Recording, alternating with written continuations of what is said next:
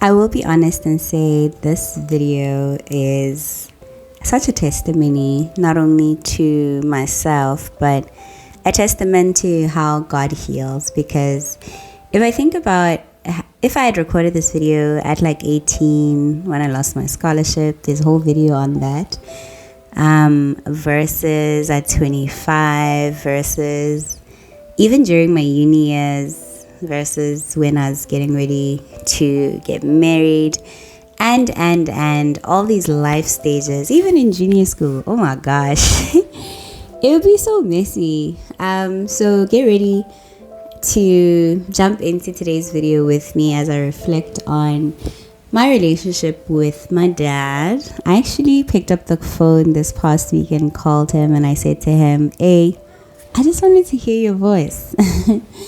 And we just caught up, and I feel truly, if I was to go back in time and tell my 18-year-old self that happened, she'd probably tell me that, Gorata, you ain't telling no truth. But this is the sound check. Before we begin, as per usual, I want us to do three deep breaths. Yeah, 3 long, wholesome, deep breaths to center ourselves and pull us back into this moment, right? I'm feeling a bit under the weather, so I might cough at some points in the video. I hope not, because I am believing for full healing. But 3 deep breaths. Just gonna drink some water and then we get into it. All right. Let's go. 3 wholesome deep breaths. Long deep breath through your nose and exhale through your mouth. Let's go.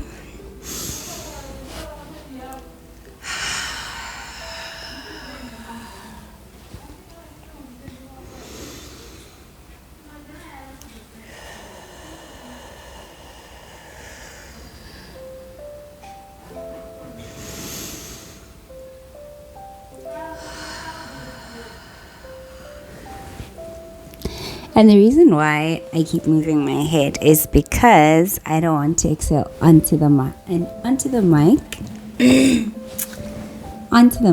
right?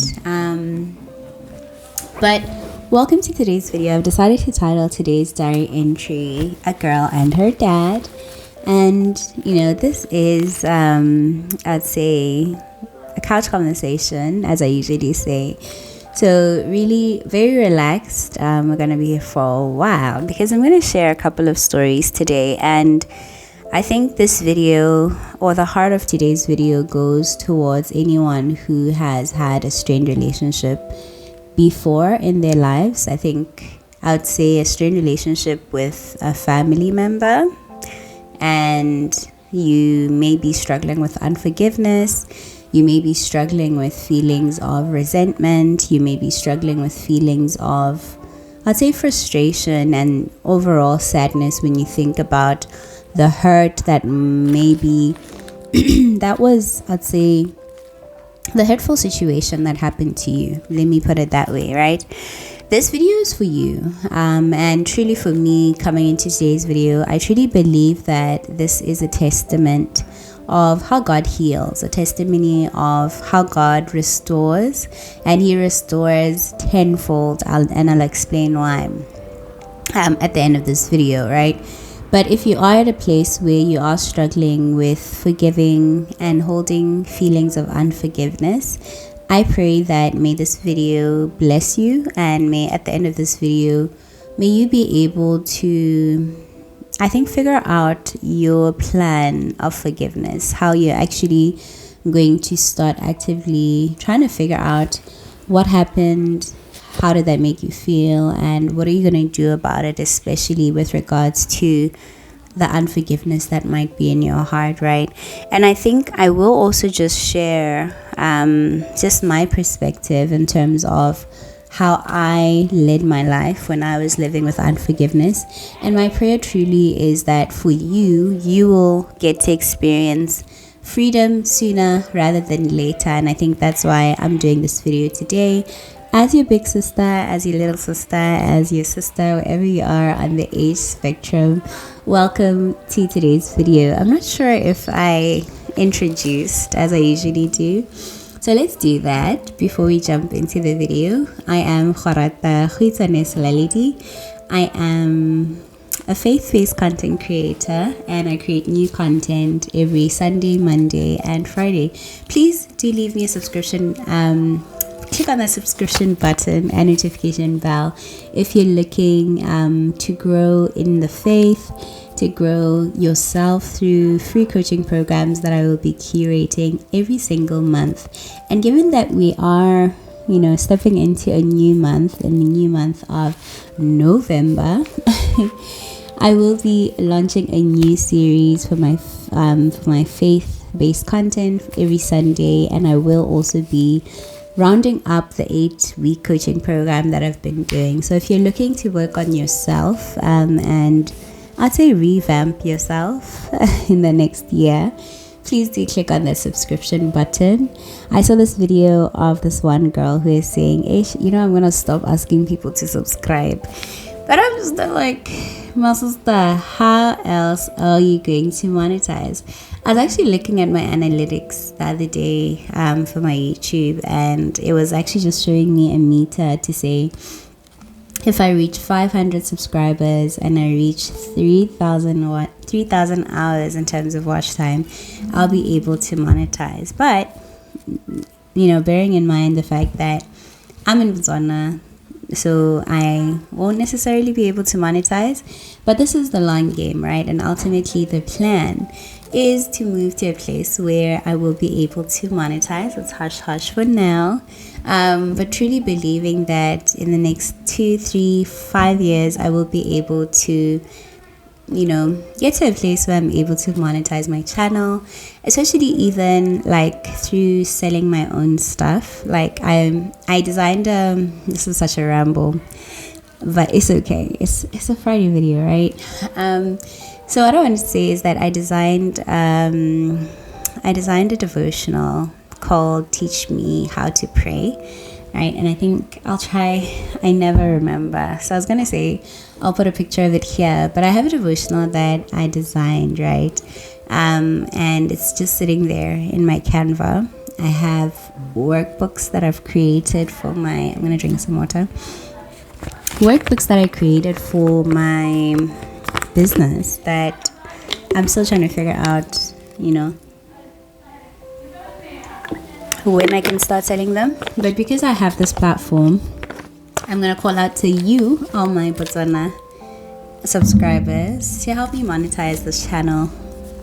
One of these good days, I will figure out how to package and sell my devotional, package and sell my planners, and be able to sell them in the coming year. But just in the spirit of thinking out loud and rambling, because it's a Friday, right?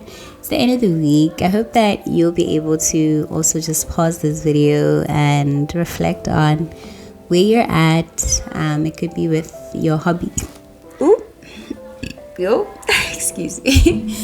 It could be with your hobbies. It could be with regards to time spent with God. I don't know what you've been putting off, but here's to reflecting and thinking about, active ways to execute on the things that we've been putting off. I think that's the best way to close that thought.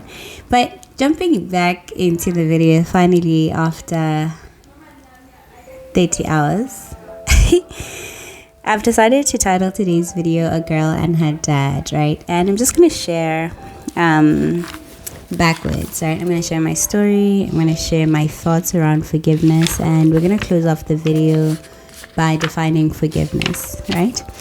And like I said earlier, to then say this video goes out to anyone who may be harboring resentment towards anyone who has hurt them, harboring unforgiveness, harboring rage, I'll talk about that, harboring sadness, which all of these emotions in your life, I can tell you for free that they breed frustration, they breed confusion, and leaves you feeling stuck, right? So let me share a bit on my own journey.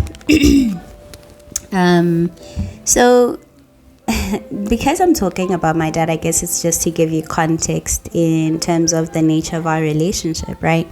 So my mom and dad were never married, right? But actively, I'd say, involved as a child in both their lives.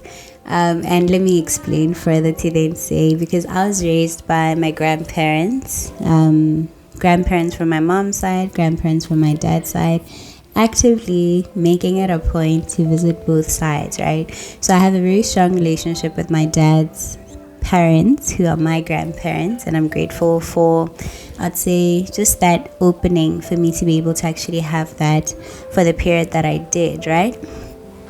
My mom and dad had me when they were quite young, so at this time they're at school pursuing their academics and finally, stepping into industry in the different spaces that they occupied. But you'd find that for me, right, when all of this was happening, especially now when I stepped into puberty and my teens, now trying to figure out my life story, to say, Shapo, I was raised by my grandparents. I know that my mom and dad, where or how I came to be, particularly given that they had me quite young. I understood, but did I really understand, right? So my teens were consumed with, I'd say, so much unforgiveness, so much resentment, so much hidden rage, so much sadness and confusion, if I was to find words to describe that period, particularly tied to the, I'd say, presence of my dad in my life, right? I didn't understand. I couldn't put a finger on why I didn't have my mom and dad in my life the way that, it's usually portrayed on TV. But I wasn't an ungrateful child. I realized that, hey, my grandfather, my grandmother, they're doing their best raising me, right? So for me, in that time period, I truly appreciated that. But as I now transition into puberty and becoming a teenager, there's so many questions, and they all kind of just came to a place where I resented my father, right? I couldn't understand, like, something I wrote here in my notes to say, I couldn't understand why this was happening to me, right? I felt like I was the only child in the whole world who has never experienced, I'd say, the normalcy of seeing your mom and dad together, living under the same roof. But now at 30, I look back and I'm like, no, but I had the best of both worlds, because I got to experience the love my grandparents have for each other, right, from both families. And I remember when I was getting married, not even getting married, I think when my husband proposed to me and we had our first meeting as the family, my mom's family, and my grandmother asks me and says, Gorata, where have you learned about this concept of marriage? And I thought about it for a minute, and I'm like, wait a minute, I saw it from you, I saw it from my grandma and granddad from my dad's side, right? And I think in hindsight, when you look at it now, outside of the resentment, outside of the unforgiveness, outside of the rage, I missed out on, I'd say, truly savoring the fact that I was raised by my grandparents, but bulk of the time just holding on to this sadness to then say, but where's my father? Why is he not taking care of me, right? And what I noted down here is to say that my strained relationship was dictated by fear. And a story there is when I now completed my senior school, I think that's at 18, the scholarship story. You can go have a look at it, where I share my testimony of restoration at 18, right? But the strained relationship, when I then now had to move to my dad's house, right? And this is a messy storyline. I feel like if my English teacher was watching, she'll say, Gorata, where's the head, where's the tail? But after senior school, after having had lost my scholarship, I then had to, I guess, apply to a local university, which I did. Plan B, plan C. I had like two to admissions at the University of Botswana and BAC, even in the process of applying for the scholarship, right? And having had now moved to Gabs, I had to then stay with my dad. So at this point, my dad is married with his own family, and I'm moving in to start my university. So I think probably this period was the most, I'd say the hardest, because I was now at a place where I'm getting to experience my father for the first time, one.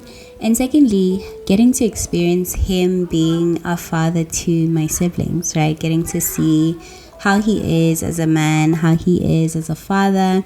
Getting to see all of that, I'd say, came with it a bit of, I'd say, a culture shock, because I think it's a thing of it.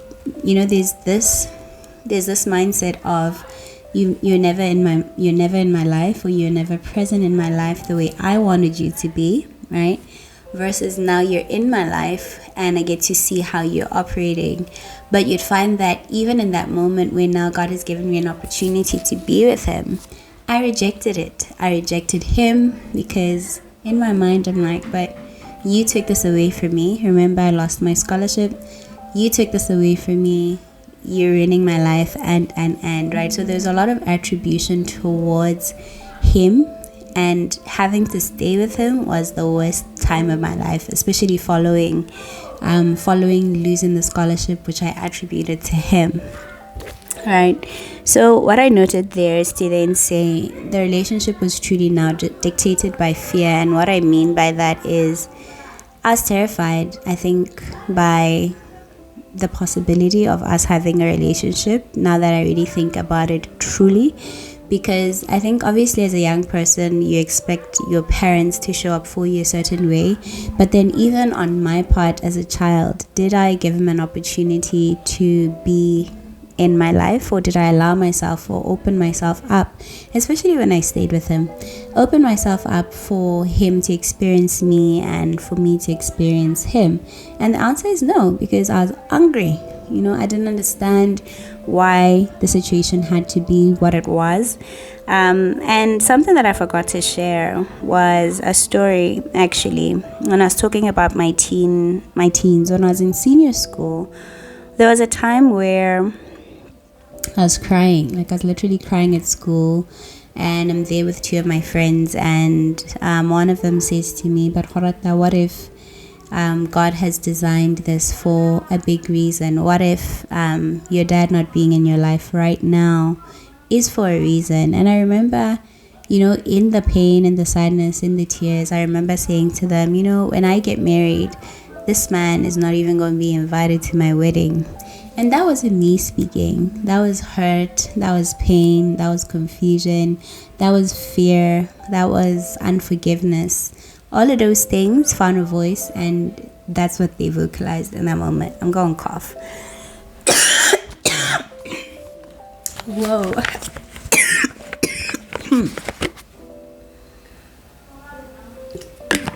Woo.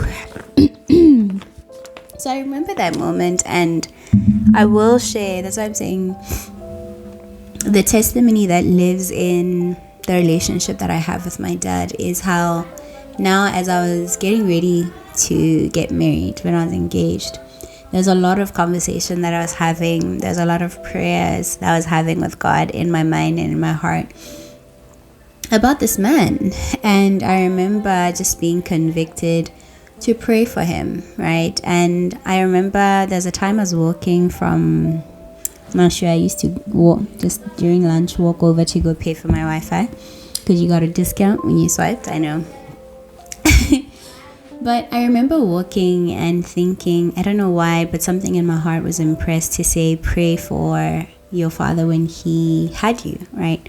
I think he was 19 at the time, and it was such a strong conviction to say, but pray for this man, pray for this young boy, pray for whatever was said over him when this was happening, whatever fear was bred because of the situation, right? And my dad, that's why I say such a testimony, my dad was at my wedding, he would have walked me down the aisle, but there was like a cultural conversation that was happening about how he couldn't walk me down the aisle, so we let that slide. But he was at my wedding, right? And I think the testimony there is really just around, I'd say, true healing and forgiveness, right? And I think you may be wondering then, okay, how did you arrive at forgiving this man, right? Because remember, I attributed losing my scholarship to him, right? Because I felt like he came and yanked it away. I attributed him being an absent father, actually him not being present in my life, to a lot of things, to say you ruined my life, in a big way.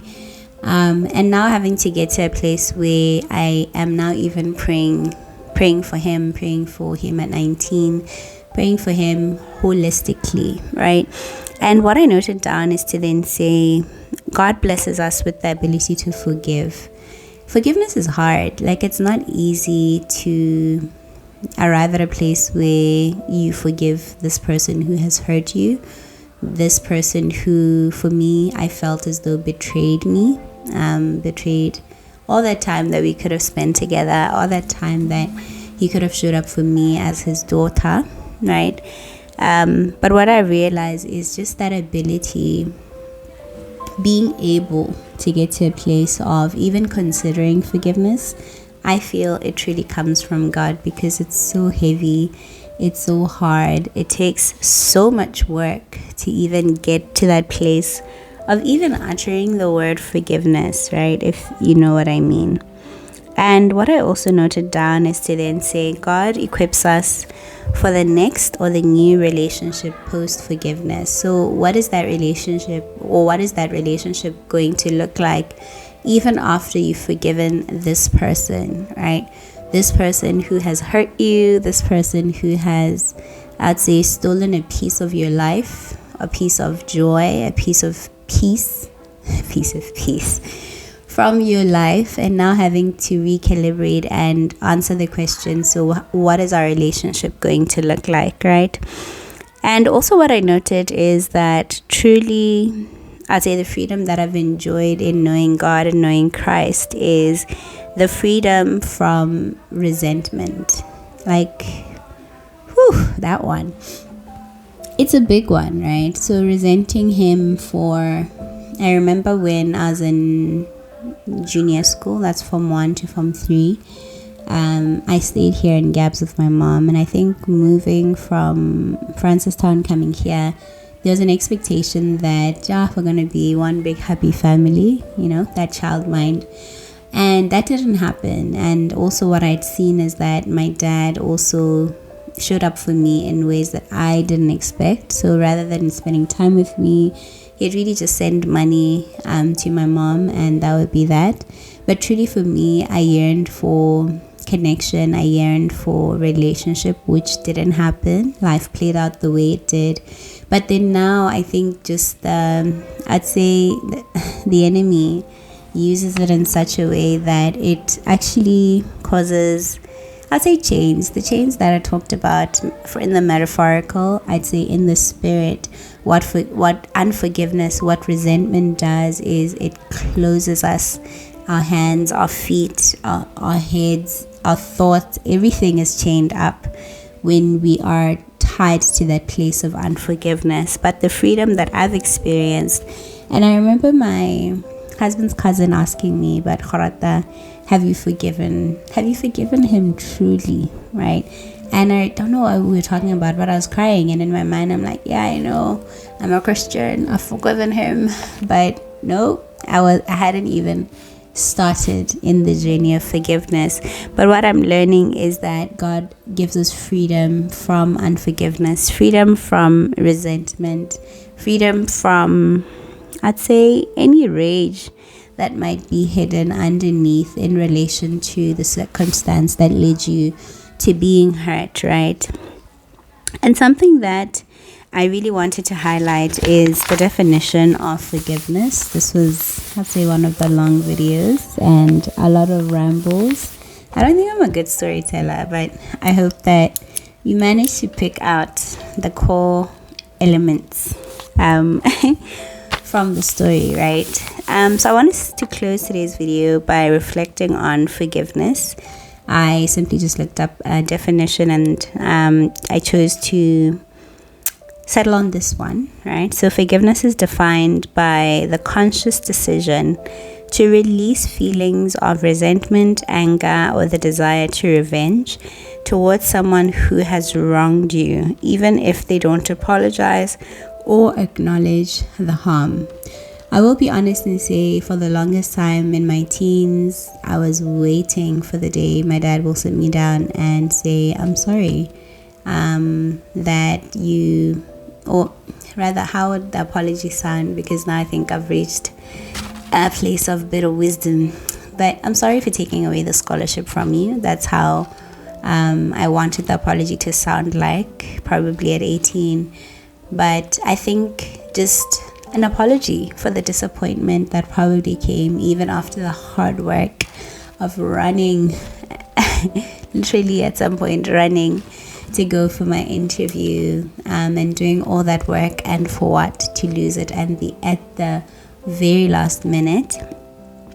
And something that I wrote in my book is where it says someone who has wronged you, I put the word perspective to say, in my eyes, you have hurt me, right, as the person or as the doer, but in that person's mind, they don't particularly see any harm or any pain that they would have caused. You're sitting with those emotions by yourself because of how you're perceiving the situation, right? And now thinking about it now, looking back, I'm like, but he was just a man living out his own life, making his own choices. And I guess in the grand scheme of now me being her daughter, I was implicated in the repercussions of some of those decisions, right? And the perspective shift is realizing that he did the best with what he could at the time. And I think just arriving at that also frees me and liberates me, because he made the choices he made, thinking that they were the best for me, especially with the scholarship, right? And then the last part, it says it involves letting go of the negative emotions that are associated with the hurt and choosing inner peace and the need over the need for retribution. Choosing inner peace over the need for retribution. So I don't know who's hurt you. I don't know what happened to you over the past week, the past month, the past year, the past 5 years. I don't know what happened to you, but I think I want us to get to a place where we are consciously deciding to let go of all the negative emotions, the resentment, let go of the anger, release yourself. Because you see, in the definition, it doesn't talk about the other person. It talks about you.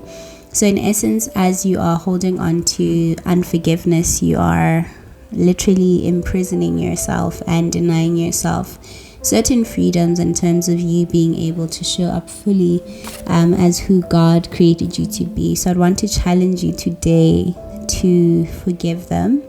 And I think my testimony in terms of forgiving, or learning to forgive my father, is to actually realize that forgiveness is a key, right? Forgiveness is a key to so many doors that at the time, had I done it earlier, so much would have been unlocked. But because I chose to not forgive, a lot was withheld, right? But once you get to that place of forgiveness, I've seen so many things being released over my life. And the one big thing was joy.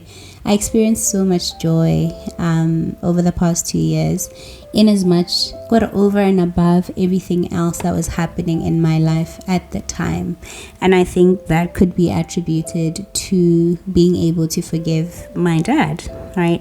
And what I also noted is that forgiveness frees you. If you're to forget everything that I shared today, if you are looking for freedom and being able to operate from a place where fear does not dictate how your life plays out, I would want to challenge you to After this video, take some time to really sit down and think about what happened to you.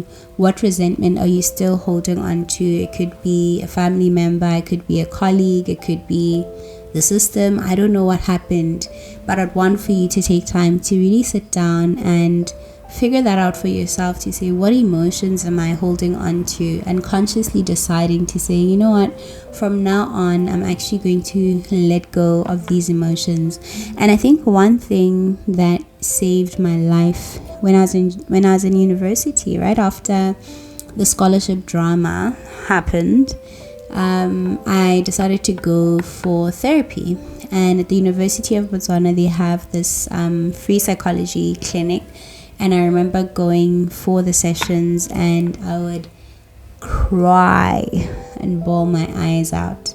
But I feel like that was the resentment leaving my body. That was the anger leaving my body. And I will truly honestly say that the healing takes time. The healing won't be immediate. So even as you decide to bring in a third person to support you through your journey through therapy, I'd want for you to actually realize that it's going to take time. It's not going to happen overnight, but I'd want to encourage you to start doing the work, especially I'd say with all the feelings that are tied to unforgiveness, because something happened that has hurt you, and you need to find ways to actually deal with that emotion so that you are able to actively and consciously release that feeling, right, of resentment and anger.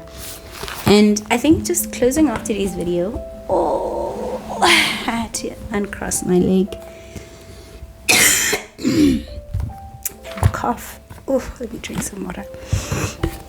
I'm going to eat and drink my medicine and take a nap after this. Consciously, I don't even know what the last word I said was, but in closing today's video, it's 30 whole minutes. I cringe because I used to make 54-minute videos, and now 30 minutes. I'm actually getting nervous that I've kept these people here for 30 minutes of their lives, but that is just me. I think closing off today's video, just to be serious, closing off today's video, I think I just want to challenge you, if at all maybe you've lived through a similar situation, especially with our fathers, to say that I want for you to do the work, to start doing the work for yourself, to figure out what happened that led to the resentment. For me, it was the scholarship, how he showed up for me or didn't, in terms of how he chose to show up for me as his daughter, which made me angry. But what is it for you?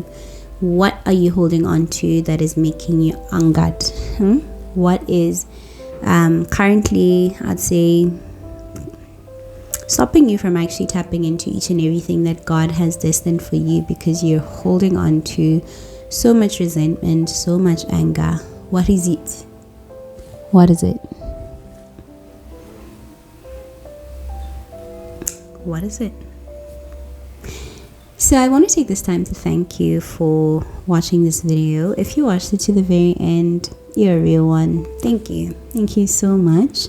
And something that I was thinking about, given that my channel turned 1 year in October, is that I want to organize a giveaway, and still thinking about how I'm going to do it. But I think top of mind, given my Bible study work that I'm doing for myself, is that I want to give away a free Bible and a free journal, I think. Yeah, all of next year. So 1 Bible, 1 journal, 1 Bible, 1 journal, the whole year. And most probably for people who are located in Botswana. I'm not sure how I would ship to anyone outside the country, but I'll figure it out. But watch this space. If you've watched all the way, you heard the secret. I think I'll do my announcements at the end. But thank you so much for watching this video to the very end. It's truly been a pleasure. And I pray that may God's favor locate you, and may His grace sustain you as you live out this new month of November.